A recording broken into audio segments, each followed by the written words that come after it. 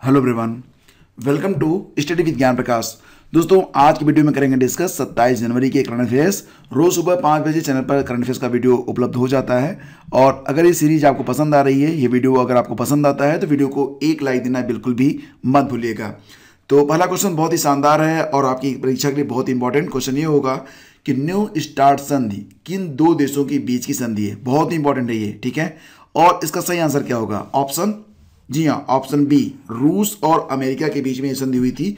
ये हुई थी 2010 में, लेकिन लागू हुई थी 2011 से। और ये जो संधि है न्यू स्टार्ट संधि, इस संधि के अंतर्गत दोनों देश यानी कि रूस और अमेरिका परस्पर एक दूसरे देश में कुल एक निश्चित संख्या से अधिक हथियारों की और परमाणु आयुधों की तैनाती नहीं कर सकते हैं। तो क्वेश्चन बहुत इंपॉर्टेंट है फॉर एवरी एग्जाम। तो आपको बता दें कि न्यू स्टार्ट संधि पर 2010 में तत्कालीन अमेरिकी राष्ट्रपति बराक ओबामा और तत्कालीन रूसी राष्ट्रपति दमित्री मेदवेदेव ने हस्ताक्षर किए थे। यह संधि प्रत्येक देश को 1550 से ज़्यादा परमाणु आयुध और 700 प्रक्षेपास्त्र यानी कि मिसाइल्स बमवर्षक परमाणु आयुधों से ज़्यादा की तैनाती की इजाज़त नहीं देता। यानी कि एक निश्चित संख्या में जो हथियार तैनात किए गए हैं उससे अधिक हथियार जो हैं वो तैनात नहीं किए जाएंगे इस संधि के अंतर्गत। यह संधि लागू हुई थी 2011 से। हाल ही में नवनिर्वाचित अमेरिकी राष्ट्रपति जो बाइडेन ने 5 साल इस संधि को और बढ़ाने का प्रस्ताव रखा, तो रूस ने इसे सहर्ष स्वीकार कर लिया है। अगला क्वेश्चन आपसे ये पूछ रहा है कि बहुत इंपॉर्टेंट क्वेश्चन है ये, जो होता है एक हलवा सेरेमनी। तो बजट के अंतिम चरण में हलवा समारोह पर विचार करना है आपको। तो 2 पॉइंट दिए गए हैं। यह प्रतिवर्ष बजट तैयार होने की लॉक इन प्रक्रिया शुरू होने से पहले किया जाता है। यानी कि दोस्तों, जैसा कि आप लोग जानते हैं लॉक इन प्रक्रिया क्या होती है। इसी लॉक इन प्रक्रिया के अंतर्गत क्या होता है कि उसी दिन, जिस दिन ये हलवा समारोह होता है, उस दिन से बजट का प्रकाशन होता है, बजट पब्लिश किया जाता है, उसकी छपाई होती है। लॉक इन का मतलब ये होता है कि जिस दिन हलवा समारोह हो गया उस दिन से बजट प्रक्रिया में शामिल कोई भी अधिकारी, कोई भी कर्मचारी अपने परिवार से न तो संपर्क कर सकता है और न ही अपने घर जा सकता है। और इस दिन कढ़ाई में हलवा की मीठी डिश तैयार की जाती है और मंत्रालय में पूरे स्टाफ को इसे परोसना शामिल है। तो दोनों विकल्प यहाँ पर सही हैं और सही ऑप्शन होगा आपका आंसर ऑप्शन 3। 1 और 2 दोनों यहाँ पर सही हैं। तो फ्रेंड्स, आपको बता दें कि दुनिया भर में फैले कोरोना महामारी का असर इस बार भारत के बजट कार्यक्रम में भी देखने को मिल रहा है। हालांकि वित्त मंत्रालय द्वारा शनिवार को पारंपरिक हलवा कार्यक्रम का आयोजन किया गया, यानी कि जो लॉकिंग की प्रक्रिया है वो स्टार्ट हो गई है। 1 फरवरी को बजट पेश होगा। और ये भी याद रखना कि वित्त मंत्री निर्मला सीतारमण का ये तीसरा बजट होगा, उनके कार्यकाल का ये तीसरा बजट होगा। ये भी आपको बिल्कुल याद रखना है। कोरोना महामारी के चलते हमेशा की तरह जो बजट दस्तावेज हैं उनकी छपाई नहीं होगी। इसके बजाय इस बार सांसदों को जो बजट दस्तावेज हैं वो डिजिटल फॉर्मेट में दिए जाएंगे। और हर साल हलवा समारोह के आयोजन से बजट दस्तावेजों का प्रकाशन शुरू होता था। यह पहली बार होगा जब 2021 में जो बजट दस्तावेज हैं उनका प्रकाशन नहीं होगा, यानी कि उनकी छपाई नहीं होगी। तो ये भी आपको याद रखना है कि यह पहली बार हो रहा है जब बजट दस्तावेज बिना छापे डिजिटली जो हैं उन लोगों में बांटे जाएंगे और पेश भी होगा संसद में। आगे बढ़ते हैं। अगला क्वेश्चन बहुत ही शानदार है। जलवायु परिवर्तन पेरिस समझौते पर अमेरिका पुनः अपनी भागीदारी को सुनिश्चित कर रहा है। 4 नवंबर 2020 को अमेरिका ने जलवायु परिवर्तन पर अपनी भागीदारी से वो पीछे हट गया था। तब राष्ट्रपति कौन थे? ट्रंप थे।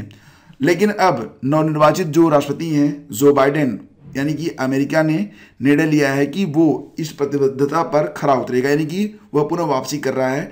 तो यहाँ पर क्वेश्चन यह है कि अमेरिका का निर्णय कब से प्रभावी होगा? सही जवाब इसका ऑप्शन डी, यानी कि 19 फरवरी 2021 से यह निर्णय अमेरिका का प्रभावी होगा। अमेरिका पुनः लौट रहा है जलवायु परिवर्तन पेरिस समझौते पर। तो ये एक बहुत ही इंपॉर्टेंट समझौता है फॉर ऑल द एग्जाम्स। इससे क्वेश्चन पूछे जाते हैं, तो इस पर थोड़ा सा हम लोग करेंगे डिस्कस, ताकि एग्जाम में अगर क्वेश्चन आता है तो इसको आप सही सही आंसर कर पाएँ। फिलहाल फ्रेंड्स, अमेरिकी राष्ट्रपति ने जो बाइडेन जो कि हैं, उन्होंने जलवायु परिवर्तन पर संयुक्त राष्ट्र पेरिस समझौते में अमेरिका की भागीदारी बहाल करने की घोषणा कर दी है। तो क्या है जलवायु परिवर्तन पेरिस समझौता? आपको बता दें कि जलवायु परिवर्तन पर संयुक्त राष्ट्र framework convention, United nation framework convention के भीतर यह एक समझौता है जो ग्रीन हाउस गैसों के उत्सर्जन, शमन, अनुकूलन और वित्त से संबंधित है।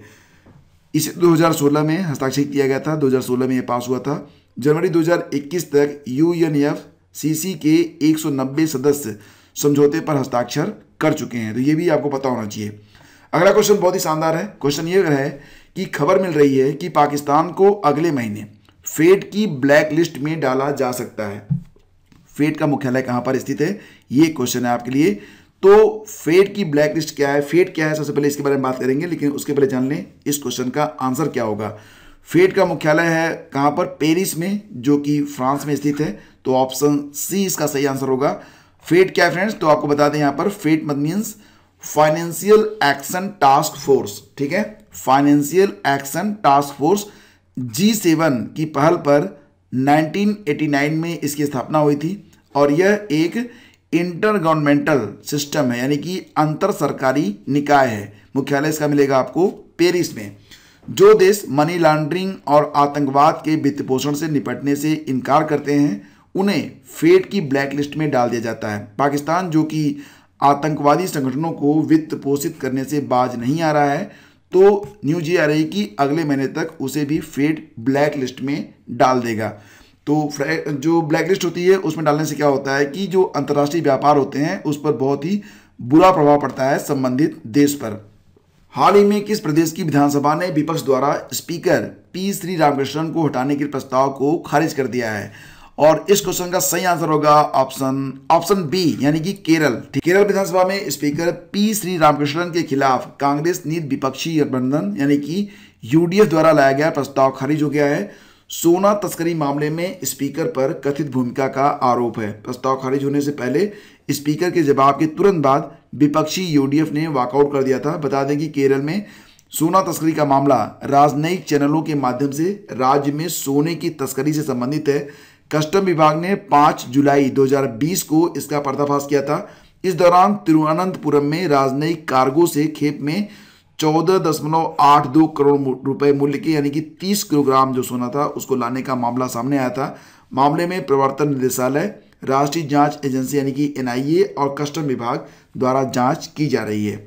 तो इसी से जुड़ा हुआ एक बहुत ही इंपॉर्टेंट अनुच्छेद है, अनुच्छेद 179। तो इसके बारे में आप जान लीजिए।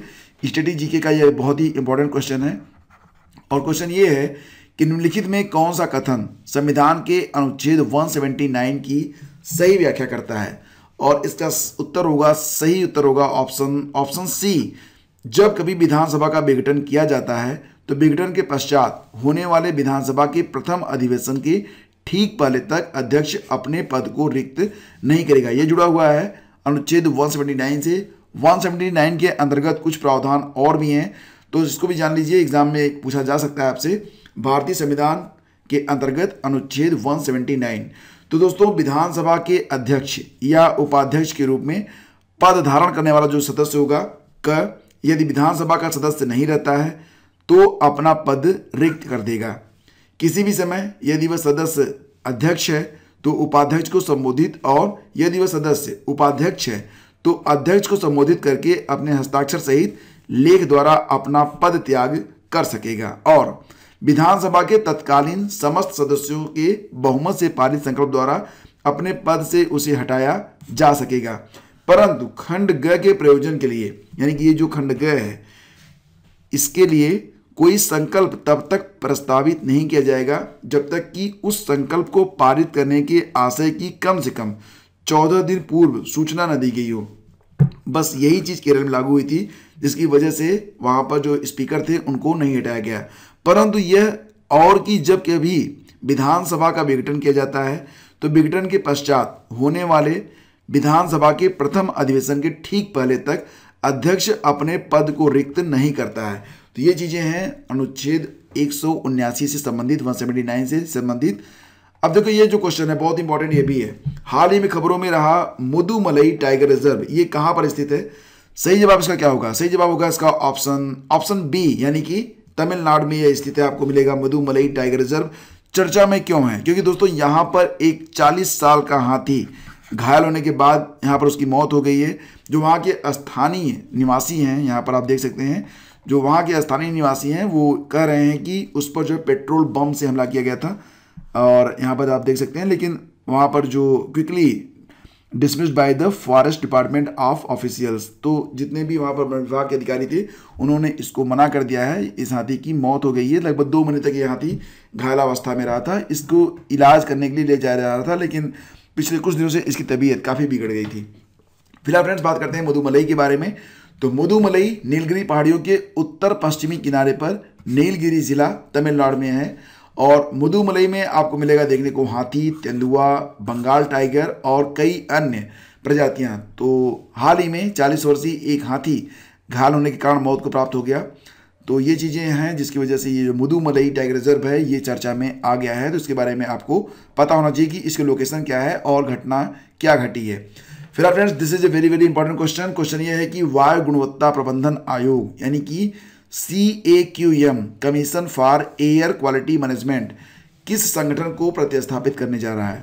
CAQM ये प्रतिस्थापित करेगा ऑप्शन डी यानी कि बी और सी दोनों को, CPCB और SPCB को, यानी कि सेंट्रल पॉल्यूशन कंट्रोल बोर्ड और स्टेट पॉल्यूशन कंट्रोल बोर्ड दोनों की जगह अब काम करेगा CAQM। तो ये काफ़ी इंपॉर्टेंट हो गया, आपको इसके बारे में बिल्कुल पता होना चाहिए। तो ये भी जान लीजिए कि वायु गुणवत्ता प्रबंधन आयोग यानी कि CAQM का गठन अक्टूबर 2020 में राष्ट्रीय राजधानी क्षेत्र और आसपास के क्षेत्रों में वायु गुणवत्ता प्रबंधन हेतु आयोग अध्यादेश 2020 commission for air quality management in national capital region यानी कि इसको आप कहते हैं NCR and adjoining areas ordinance के तहत किया गया है। आयोग की अध्यक्षता भारत सरकार के सचिव या राज्य सरकार के मुख्य सचिव के रैंक के अधिकारी द्वारा की जाएगी। यह एक अस्थायी निकाय होगा और इसमें 20 से अधिक सदस्य होंगे। यह आयोग एक वैधानिक प्राधिकरण होगा। यह केंद्रीय प्रदूषण नियंत्रण बोर्ड और दिल्ली, पंजाब, हरियाणा, उत्तर प्रदेश और राजस्थान के राज्य प्रदूषण नियंत्रण बोर्ड जैसे निकायों का अधिक्रमण यानी कि सुपरसेट करेगा। इस आयोग को वायु प्रदूषण से संबंधित मुद्दों पर इन राज्य सरकारों को निर्देश जारी करने की शक्तियां भी प्राप्त होंगी। तो यहाँ पर ये क्वेश्चन काफ़ी इंपॉर्टेंट हो रहा है क्योंकि अब CAQM ये काम करेगा CPCB और SPCB की जगह, सेंट्रल पॉल्यूशन कंट्रोल बोर्ड और स्टेट पॉल्यूशन कंट्रोल बोर्ड की जगह अब काम करेगा CAQM। तो इसके बारे में आपको पता होना चाहिए और ये क्वेश्चन काफ़ी इंपॉर्टेंट अपने आप ही हो जाता है। अब देखो ये क्वेश्चन भी काफ़ी शानदार है। हाल ही में भारतीय राष्ट्रीय पर्यटन दिवस ये किस डेट को मनाया गया, किस तिथि को मनाया गया?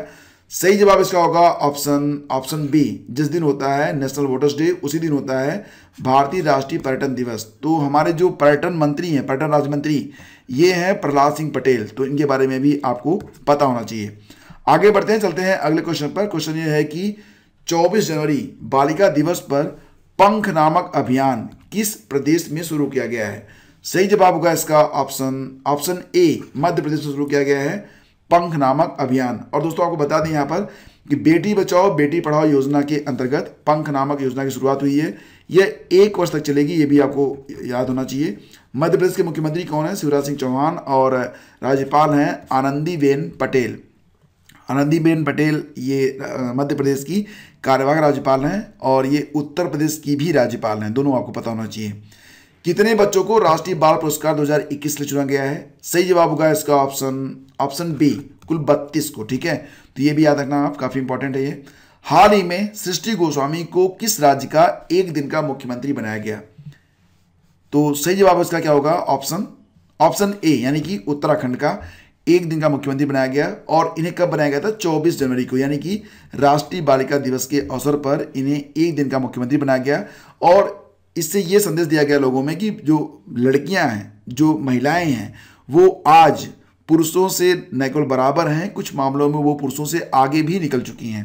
फिर फ्रेंड्स खबर ये है कि सृष्टि गोस्वामी हरिद्वार जिले के बहादुराबाद विकासखंड के दौलतपुर गांव की रहने वाली हैं। वो एक कॉलेज वहाँ पर BSM PG कॉलेज, वहाँ पर BSc एग्रीकल्चर की स्टूडेंट हैं। उनके पिता प्रवीण पुरी दौलतपुर गांव में किराने की एक छोटी सी दुकान चलाते हैं। सृष्टि 2018 में बाल उत्तराखंड विधानसभा में बाल विधायक भी चुनी जा चुकी हैं। वर्ष 2019 में सृष्टि गर्ल्स इंटरनेशनल लीडरशिप के लिए थाईलैंड में भारत का प्रतिनिधित्व भी कर चुकी हैं।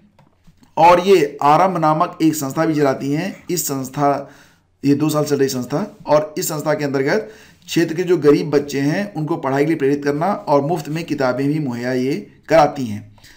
हाल ही में किस राज्य में युवाओं के लिए उद्यम सारथी ऐप लॉन्च किया गया है? उद्यम सारथी ऐप। दोस्तों ऐसे जो क्वेश्चन होते हैं एग्जाम में अक्सर पूछे जा रहे हैं, तो याद रखना कि उद्यम सारथी जो ऐप है ये उत्तर प्रदेश में लॉन्च किया गया है और उत्तर प्रदेश में उत्तर प्रदेश स्थापना दिवस यानी कि 24 जनवरी को यह लॉन्च किया गया। ठीक है, तो ये आपको बिल्कुल याद रखना है। उद्यम सारथी ऐप में राज्य व केंद्र सरकारों सहित विभिन्न विभागों और क्षेत्रों में कहीं भी और किसी भी समय व्यापार के अवसरों के बारे में डेटा की एक विविध श्रेणी शामिल होगी। इसे ODAP यानी कि वन डिस्ट्रिक्ट वन प्रोडक्ट योजना के तहत लॉन्च किया गया है। तो दोस्तों ये था आज की वीडियो का अंतिम प्रश्न। अब बारी है क्विज की। तो क्विज नंबर 26 ये था कि एक वर्ष में स्वराज का नारा गांधी जी ने कब दिया था? इसका सही आंसर है ऑप्शन बी, असहयोग आंदोलन के समय। दोस्तों मैं ये देख रहा हूं कि जो लोग लगातार शानदार आंसर लिख रहे हैं बस वही लोग लिख रहे हैं, कुछ नए लोग सामने नहीं आ रहे हैं। और यहाँ पर जो सबसे अच्छी आंसर राइटिंग रही है वो रही है रंजना तिवारी जी की, डॉक्टर प्रतिभा जी की और सूर्य प्रजापति जी की। अब आज का क्वेश्चन होगा आप सभी लोगों के लिए। क्वेश्चन ये है कि निम्नलिखित में से किस विदेशी यात्री ने भारत का दौरा सबसे पहले किया था? वेनसांग, मेगास्थनीज, आइत्सिंग या फिर फायान? तो इसका जो आंसर है वो डिटेल में लिखिएगा आप सभी लोग। और एक बात और भी आप सभी लोगों से मैं ये कहना चाहूँगा कि जो भी यहाँ पर कमेंट आते हैं उसको बाकी लोग देख भी लिया करें, और अगर जो अच्छा कमेंट है डिटेल में लिखा गया है उससे आपको फायदा होता है तो दोस्तों उसे बिल्कुल लाइक कर दिया करें। लाइक करने में बिल्कुल भी कोताही मत बरता करें, इससे आप भी मोटिवेट होंगे और बाकी के लोग भी मोटिवेट होते हैं। तो फ्रेंड्स जैसा कि आप लोग जानते हैं शेयरिंग इज केयरिंग। वीडियो पसंद आता है तो इसे शेयर कर दीजिएगा और अधिक पसंद आता है तो लाइक भी कर दीजिएगा, और चैनल पर पहली बार है तो सब्सक्राइब कर लीजिएगा ताकि आपको हर लेक्चर की जो नोटिफिकेशन है वो सबसे पहले मिल सके। और लेक्चर की PDF को डाउनलोड करना चाहते हैं तो इसके लिए आपको हमारी वेबसाइट studyvithgyanprakash.com पर आना होगा, वहां पर आपको मिल जाएगा इसका PDF। Thank you so much for watching the video. मिलते हैं आपसे अगले वीडियो में। आगे दीजिए नमस्कार, जय हिंद।